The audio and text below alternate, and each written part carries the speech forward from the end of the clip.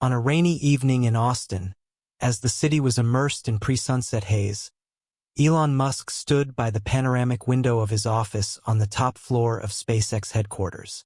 Raindrops slowly streamed down the glass, resembling tears on a giant's cheek. Outside the window, city lights flickered, where millions of people lived their ordinary lives, unaware of the storms raging in the mind of a man dreaming of colonizing Mars. Tomorrow he would turn 53. 53 years of continuous forward movement, constant struggle with the impossible, turning science fiction into reality. But today, for the first time in many years, Elon felt not inspiration, but deep fatigue. Not physical fatigue. His body was accustomed to sleepless nights and 18-hour workdays. This was soul fatigue, which had been chasing stars for too long, forgetting to look back at the ground beneath his feet. On the desk lay reports on testing the new Raptor engine, plans for building a lunar base, Neuralink neurointerface projects. This entire paper empire of the future suddenly seemed cold and lifeless to him. Somewhere between the first successful launch of Falcon Heavy and the announcement of the Mars mission, he had lost something important. What exactly? He didn't yet understand. Suddenly his phone vibrated, pulling him from his reverie. A message from his son X. "Dad, I had a very strange dream. I saw a place where everything glowed with soft golden light, as if the sun had dissolved in the air. There were mountains covered with snow, and ancient buildings with red roofs. And there was a woman in white clothes, very old, but with young eyes. She told me, 'Tell your father that he must find silence before he can hear the music of the spheres. The stars sing, but their song is drowned out by the noise of his own thoughts.'" Elon reread the message 3 times. His son had always been an unusual child. At 8 years old, he could explain the basics of quantum physics and yet spend hours playing with ordinary toy cars. But such dreams, this was something new. And somehow the words about silence resonated in his soul with unexpected force. Without thinking long, he dialed his private pilot's number. "Jack, prepare the G650. We're flying to Bhutan." "Immediately, sir. But you have a meeting with Japanese investors tomorrow, and the day after tomorrow is the presentation of the new Tesla model. Cancel everything. Tell the team I'm unavailable for an indefinite period. And Jack, don't tell anyone where we're flying. Nobody." 2 hours later, the plane was already gaining altitude over Texas. Elon sat in his seat, looking at the city lights that were getting smaller under the wing. He hadn't brought a laptop, tablet, or even a notebook for notes. Only his phone, which he turned off immediately after takeoff. While Elon was flying across the Pacific Ocean, in Cambridge, Harvard University cognitive science professor David Rothenberg was preparing for one of the most interesting studies of his career. For 30 years he had been studying the phenomenon of child genius, but the case with Elon Musk's son promised to be special. 8-year-old X entered the professor's office with that special grace characteristic of children who haven't yet learned to doubt themselves. He had his father's eyes, piercing, as if seeing through the surface of things to their hidden essence. "Hello, X," said the professor, turning on the recorder. "I want to ask you a few questions. They might seem strange, but answer as you feel." The boy nodded and settled into the chair, swinging his legs. "Tell me, what is infinity?" X silently took a sheet of paper from the professor's desk and began to draw. His hand moved confidently, creating a smooth spiral that seemed like it could continue forever. "Infinity is not a number and not a distance," he said, not looking up from the drawing. "It's the breath of the universe, an inhale and exhale that never ends. My dad tries to reach the stars, build rockets to fly to other planets. But he forgot one important thing." "What's that?" whispered the professor, forgetting his prepared questions. "We're already among the stars. Earth is also a star, only we live on its surface. And when Dad looks at the sky and dreams of Mars, he doesn't see that under his feet there's already a whole universe. In every person lives infinity, like in this spiral. Professor Rothenberg froze. In 30 years of studying child psychology, he had heard many unusual answers, but this, he felt goosebumps running down his spine. And what did you see in that dream you wrote to your father about? X looked up from the drawing. I saw a place where Dad can hear silence. People live there who understand that the most important discoveries happen not in laboratories, but inside us. The woman in white told me that Dad needs to learn to listen not only to radio signals from space, but also to the voice of his heart. At that moment, 8,000 kilometers from Harvard, Elon's plane was landing at Paro Airport in Bhutan.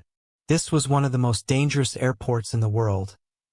The runway was located among mountains at an altitude of more than 2,000 meters, and only a few pilots in the world had certification to land here. When Elon stepped onto Bhutanese soil, he was struck by the silence. Not the dead silence of cosmic vacuum that he so often imagined, but living silence filled with the presence of something ancient and wise. The air was thin and crystal clear, and the mountains around the airport seemed like guardians protecting the secrets of centuries. He took a taxi to Thimphu, the kingdom's capital, and from there hired a driver to reach Taksang Monastery, which locals called the Tiger's Nest. The road wound along mountain slopes, and with each turn, the world below became more distant and unreal. The monastery was located on a sheer cliff at an altitude of more than 3,000 meters. To reach it, one had to walk on foot along a narrow mountain trail for about 3 hours. Elon, accustomed to the comfort of private jets and luxury cars, for the first time in many years felt his feet touching the ground, real, solid, ancient ground. Climbing the trail, he thought about his son, about his strange dream, about the words about silence and the music of the spheres. Each step became more difficult, not because of physical fatigue, but because with each meter of altitude, something inside him began to change. The habitual bustle of thoughts about projects, deadlines, investments gradually subsided, giving way to something new and unfamiliar. At the monastery gates, an old monk was waiting for him. He was about 70 years old, his face furrowed with wrinkles, but his eyes shone with such clarity that Elon hadn't encountered even among the youngest and most talented engineers. "We were waiting for you, Elon Musk," said the monk in English with a slight accent. "My name is Tenzin. Your son saw the truth in his dream." "You know my son?" Elon was surprised. "I know all children who dream about our monastery. It doesn't happen often, but when it does, it means the soul is ready for an important journey. Come, I'll show you your cell." The cell turned out to be a simple room with stone walls, a small window overlooking glaciers, a wooden bed and table. No electronics, no internet, no connection to the outside world. Only silence, which, as Elon realized, had its own voice. "What should I do here?" he asked Tenzin. "Nothing special. Just be. Tomorrow morning you'll join our morning meditation, then you can walk in the mountains, read in the library, or just sit and listen to the silence. The main rule, no attempts to solve problems or plan the future. Time flows differently here." On the first night, Elon barely slept. His brain, accustomed to constant work, generated idea after idea. New rocket engine designs, ways to improve Tesla batteries, concepts for future Neuralink projects. But gradually, under the monotonous singing of wind in the mountains, the flow of thoughts began to slow down. Morning meditation took place in the monastery's main hall. Elon sat among 20 monks, trying to understand what exactly he should do. Tenzin explained only one thing: watch your breathing. When thoughts come, and they will definitely come, just note them and return to breathing. The first half hour was torture. Thoughts attacked him like a swarm of angry bees. Urgent emails that needed to be answered, meetings he was missing, decisions that required his attention. But by the end of the hour, something changed. Gaps began to appear between thoughts, seconds of pure silence that was not emptiness, but fullness of something completely new. After meditation, Elon went for walks on mountain trails. The landscapes were breathtaking: snow-capped peaks, deep gorges, alpine meadows strewn with flowers unknown to him. But what struck him most was the silence. Not the dead silence that frightens city dwellers, but living, breathing silence in which you could distinguish thousands of subtle sounds. The rustle of grass in the wind, the distant babbling of a mountain stream, the cries of eagles high in the sky. By the evening of the second day, he understood that he was beginning to hear what his son had talked about. The music of the spheres. It wasn't a real sound, but something deeper, the rhythm of life itself, which had always existed but was drowned out by the noise of civilization. At this time, in distant Cambridge, Professor Rothenberg couldn't forget his conversation with X. He was reviewing recordings, rereading transcripts, showing them to colleagues. Everyone agreed on one thing: such a level of philosophical thinking in an 8-year-old child was unprecedented. David, do you realize that if these recordings become public, the whole world will want to study this boy? His colleague, child psychology professor Sarah McGrath, told him. That's exactly why I won't tell anyone, Rothenberg replied. This child already lives under spotlights because of his father's fame. He needs space to grow, not attention from scientists around the world.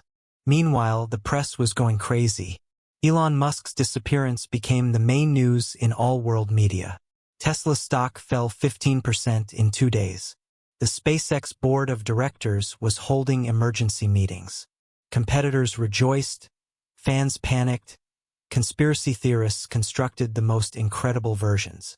But Elon himself no longer cared about all this. On the third day in the monastery, he woke up with the feeling that something fundamental had changed in his perception of the world.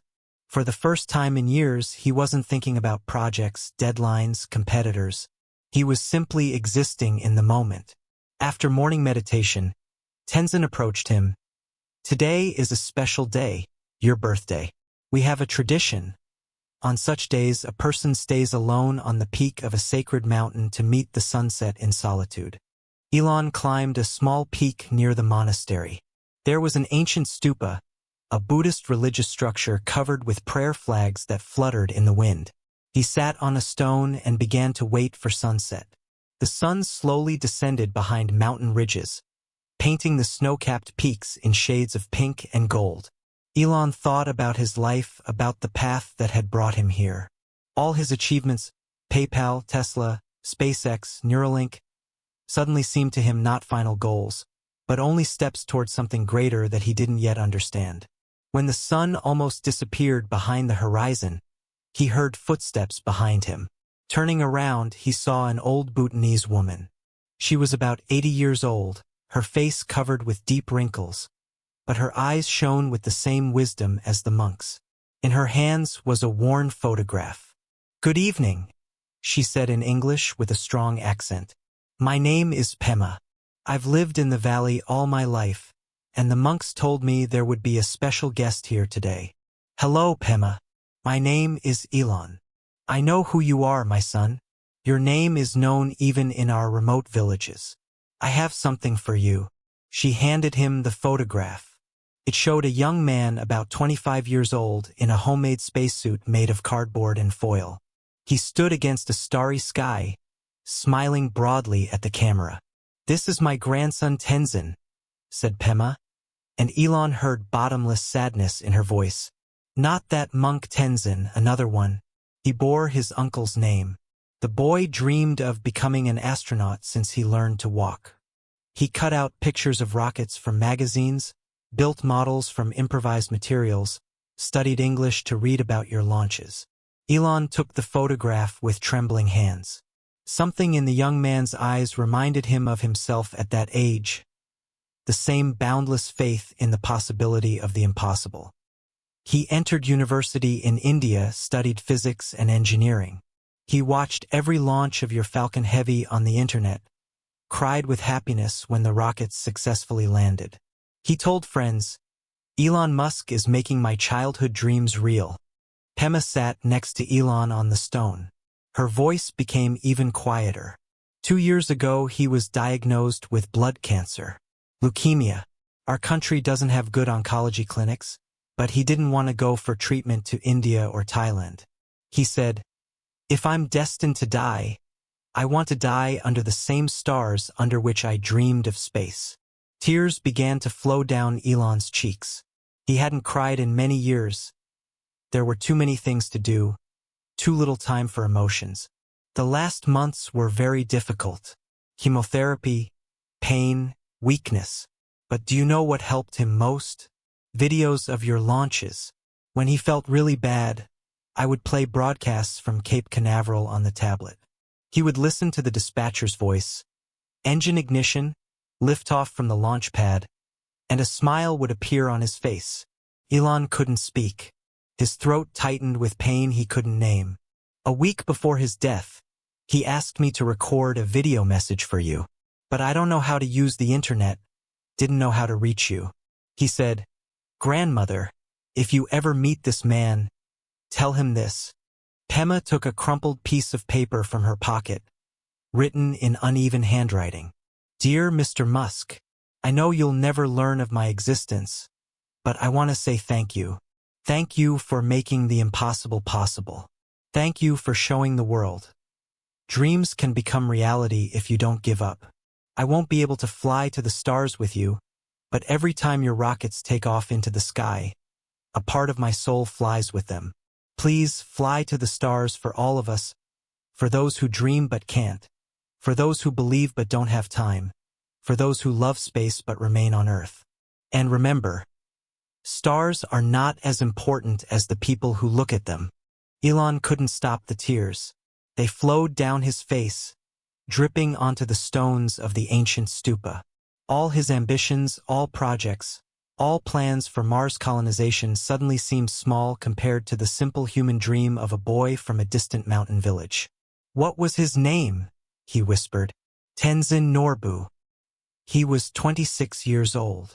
They sat in silence while the last rays of sun disappeared behind the mountain ridges. Stars began to appear in the sky one by one, and Elon looked at them with completely different eyes. These were not targets to achieve, not objects to conquer. These were beacons of hope for millions of people who, like Tenzin Norbu, dreamed of the impossible and believed in miracles. "Pema," he said finally, "I want to do something important, something that would help children like your grandson." The old woman smiled.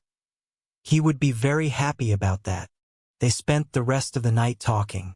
Pema told stories about her grandson, how he built rockets from bamboo as a child, how he studied constellations lying on their house roof, how he dreamed of someday seeing Earth from space. Elon listened to these stories, and with each new detail, something changed in his understanding of his own mission. In the morning, Pema left, leaving him Tenzin's photograph. On the back of the photo, the boy had written by hand, "For Elon Musk, the man who teaches us to dream. Thank you for hope." Elon spent 3 more days in the monastery. He no longer meditated, instead he thought. He thought about Tenzin Norbu, about his son and his prophetic dreams, about millions of children around the world who look at stars and dream of the impossible. On the 7th day, he made a decision. "Tenzin," he told the old monk, "it's time for me to return, but I understand what I was looking for here." "And what's that?" "I was looking for meaning. All these years I thought my meaning was in achieving technological breakthroughs, in conquering space, in solving global problems. But actually my meaning is in people who believe in these dreams. In children who look at my rockets and think, maybe I can too." The monk nodded. "You heard the music of the spheres." "Yes, and now I know what I must do." The flight back to America passed in deep contemplation. Elon held Tenzin Norbu's photograph and thought about the project maturing in his head. This wouldn't be just a charitable foundation, not just an educational program. This would be a bridge between dreams and reality for millions of children. When the plane landed in Austin, a crowd of journalists was waiting for him at the airfield. Questions poured like from a machine gun. Where were you? Why did you disappear? What happened to the companies? Elon raised his hand, calling for silence. In 2 days, I'll hold a press conference and tell you everything. But now I need to see my son. X was waiting for him at home. When Elon entered the living room, the boy rushed into his arms. Dad, did you find silence? Yes, son. And it helped me hear the most important thing. What? The voices of all children who dream of stars. 2 days later, there was a press conference that shook the world. Elon announced the creation of the Tenzin Norbu Foundation, a global program that would provide free education in science, technology, engineering, and mathematics to children from low-income families around the world. This foundation will work on a simple principle, he said, holding the photograph of a young man in a homemade spacesuit.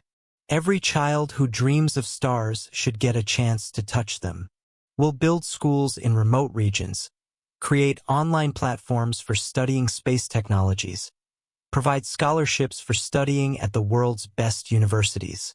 A CNN journalist raised his hand. Mr. Musk, why did you suddenly disappear to Bhutan? What happened? Elon smiled and looked at Tenzin's photograph. Sometimes, to reach the stars, you first need to find yourself on Earth. Sometimes you need to hear silence to understand what music is really important. In the front row sat X with his mother. The boy nodded to his father with understanding in his eyes. He knew that his dream was not just a dream. It was a message that true greatness is measured not by the number of rockets sent to space, but by the number of hearts you inspire to dream. After the press conference, Elon returned to his office. The same reports, the same plans, the same projects lay on the desk. But now he looked at them with different eyes. Every technical diagram, every rocket blueprint, every Mars flight plan now had a face. The face of Tenzin Norbu and millions of other children who believed in the impossible. He opened his laptop and began writing a letter to the SpaceX team. Friends, our mission has changed. We're still flying to the stars, but now we're taking everyone who ever dreamed of this journey with us. Outside the window, the Texas sky slowly darkened, and stars appeared one by one. Elon looked at them and heard that same music of the spheres his son had talked about. This was a symphony of human dreams, hopes, and faith in the future. And now he knew that his role was not just the composer of this music, but also the conductor who would help it sound throughout the world. 6 months had passed since his return from Bhutan. The Tenzin Norbu Foundation became reality with incredible speed. Elon invested $2 billion from his personal funds, and the world's largest technology companies joined the project. Google provided cloud services for the online platform. Microsoft developed special software for virtual laboratories. Even competitors from Boeing and Blue Origin sent their best engineers to work on educational programs. The foundation's first school opened in a small village in the Himalayas, not far from the monastery where Elon found his new mission. On opening day, he flew there with X. The boy insisted on being present at the ceremony. He said he wanted to see the place shown to him in his dream. The school was a modern building with solar panels on the roof, equipped with the most advanced equipment, 3D printers, telescopes, robotics laboratories. But most importantly, it had a library with thousands of books about space, physics, engineering translated into the local language. Pema, Tenzin Norbu's grandmother, was present at the opening ceremony. She cut the red ribbon with trembling hands, then approached the memorial plaque on which her grandson's name was engraved along with his words, "Fly to the stars for all of us." He would be proud, she whispered to Elon. His dream became a dream for hundreds of other children. That day, 80 children from surrounding villages came to the school. Their eyes shone with the same fire that once burned in young Tenzin's eyes. Elon taught the first lesson himself. He talked about how rockets work, showed videos of Falcon Heavy launches, explained the principles of jet engines. "Sir," raised his hand a 10-year-old boy named Lobsang, "is it true that cities can be built on Mars?" "Not only can they be, but they must be," Elon replied. "And perhaps one of you will someday become the architect of the first Martian city." The boy's eyes lit up, and Elon saw in them a reflection of his own childhood dreams. After the lesson, X approached his father. "Dad, now I understand what my dream meant. The golden light is the hope you give children, and the music of the spheres is their laughter when they learn something new." In 6 months of the Foundation's work, 23 schools opened in different countries. In mountain villages of Nepal, in Nairobi slums, in remote areas of the Amazon, in Kazakhstan steppes. The Foundation's online platform united more than 100,000 children from around the world who could study space technologies, participate in virtual experiments, communicate with real astronauts and engineers. But the most important project became the Star Ambassadors program, young people from different countries who completed training at Foundation centers and now return to their regions to teach and inspire a new generation of dreamers. One of the first Star Ambassadors was a girl named Aisha from Somalia. At 14, she built a working rocket model from improvised materials and sent a video of its launch to the Foundation. Elon personally invited her for an internship at SpaceX, and after training she returned home and opened a space club for refugee children. "Mr. Musk changed my life," she said in a BBC interview. "But most importantly, he showed me that I can change other children's lives. Every time I see a child's eyes light up when they learn something new about space, I understand. Here it is, the real rocket that will deliver us to the stars." Stories of such children came to the Foundation's office every day. A boy from Bangladesh who invented a new water purification method, inspired by stories about life support systems on space stations. A girl from Peru who created a solar battery for her village, having studied the principles of solar panels on Mars rovers. A teenager from Kenya who developed an app for tracking satellites and now dreams of becoming a deep space mission engineer. Every such story was confirmation for Elon of the correctness of his chosen path. He understood that his real mission was not just to deliver people to Mars, but to raise a generation that would be ready for this journey not only technically, but also spiritually. A year after opening the Foundation's first school, an event occurred that became symbolic for the entire project. A group of children from different countries and participants in the Star Ambassadors program developed a joint project. A microsatellite the size of a shoebox that was supposed to study Earth's atmospheric composition. The satellite was named Tenzin 1, in honor of the young man whose dream gave birth to the entire movement. A microscopic copy of that same photograph was attached to its hull, Tenzin Norbu, in a homemade spacesuit against a starry sky. Launch day became a holiday for all Foundation schools. Children gathered at screens in classrooms from the Himalayas to the Amazon to watch their joint project head to space aboard a Falcon 9 rocket. Elon stood in the Mission Control Center at Cape Canaveral, but for the first time in many years he wasn't thinking about the technical parameters of the launch. He was thinking about the faces of children who at that moment were looking at screens in hundreds of schools around the world. Engine ignition, came the dispatcher's voice. Lift off. The rocket smoothly lifted off from the launch pad, carrying with it the dreams of thousands of children. 10 minutes later, the Tenzin 1 satellite entered orbit and began transmitting its first data. At that moment, Elon received a message from X. "Dad, I can see the satellite in the sky. It's so bright.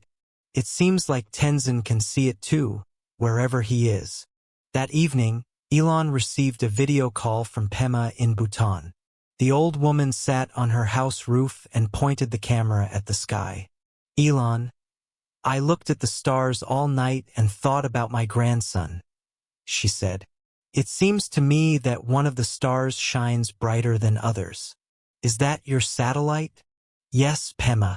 That's Tenzin 1.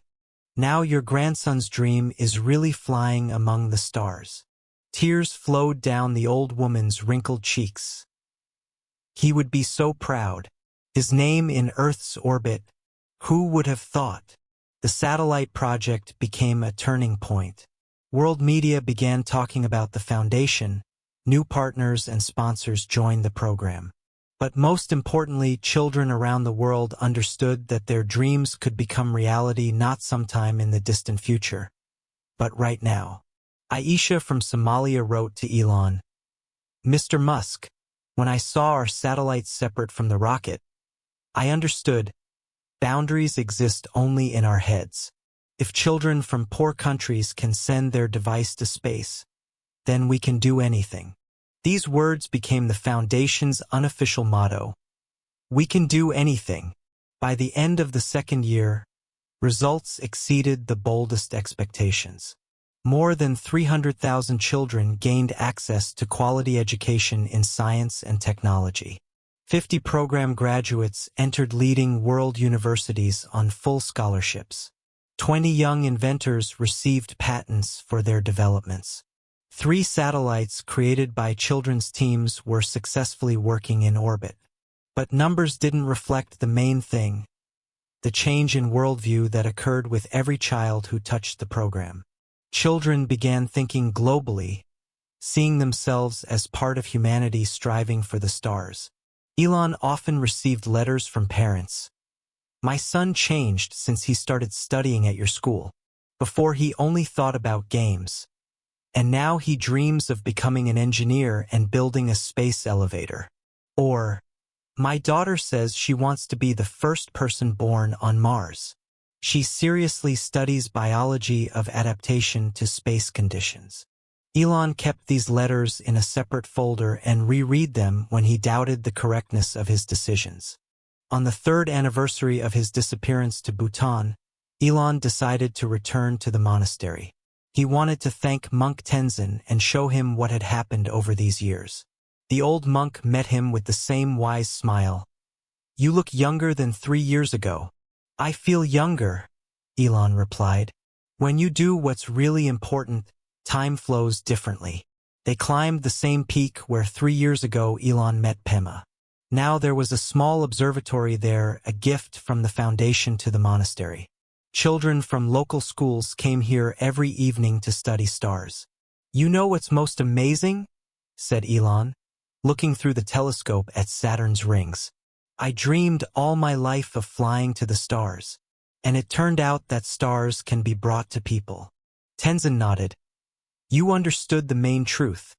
It doesn't matter how far you fly. What matters is how many hearts you take with you on the flight. That evening Elon received a message that shook him to his core. Aisha from Somalia, who became one of the first star ambassadors, was accepted into the European Space Agency's astronaut training program. At 19, she became the youngest candidate in history. Mr. Musk, she wrote, remember how you told me. Perhaps one of you will become the first person to step on Mars? I'm ready to try. But most importantly, I want to take with me all the children who now look at stars and dream. Their names will be written on the ship's hull. Their dreams will be part of the cargo. Their hopes will be fuel for the engines. Reading this message, Elon understood. The circle was complete. The boy from Bhutan who dreamed of space couldn't fulfill his dream. But his dream gave life to thousands of other children's dreams. And now one of them was ready to make that journey that Tenzin Norbu once dreamed of. The next day, Elon announced a new foundation project, Generation Mars, a program to prepare future colonists of the Red Planet from among the Foundation School's graduates. The first expedition was planned for 2035, and Aisha would lead it. We're flying to Mars not as conquerors, but as messengers of all humanity, he said at the press conference. Our ships will carry not only astronauts, but also the dreams of millions of children who believed nothing is impossible. On his last day in Bhutan, Elon went to the cemetery where Tenzin Norbu was buried. On the simple stone tombstone was engraved the epitaph. He dreamed of stars, and his dream became wings for others.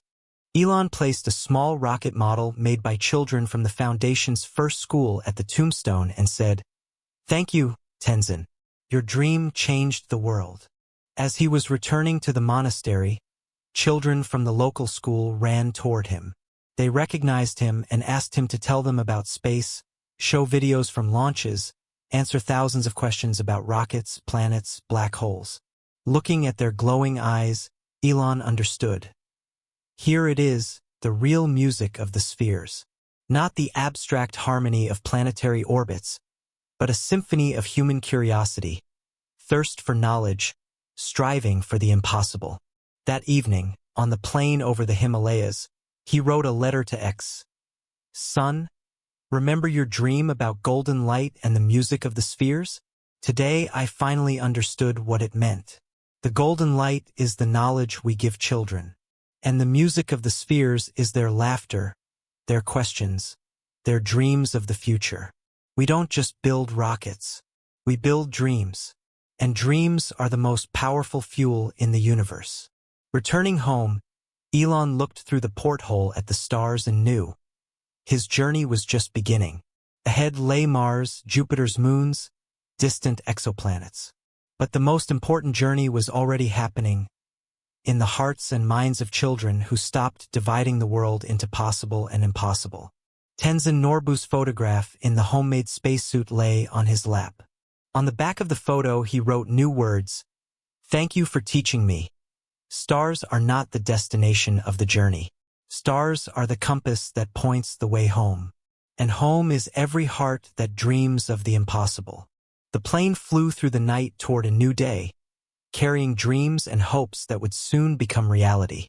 And somewhere among the stars, a boy in a homemade spacesuit smiled, knowing his dream didn't die with him. It became immortal, living in the hearts of thousands of children ready to change the world tomorrow.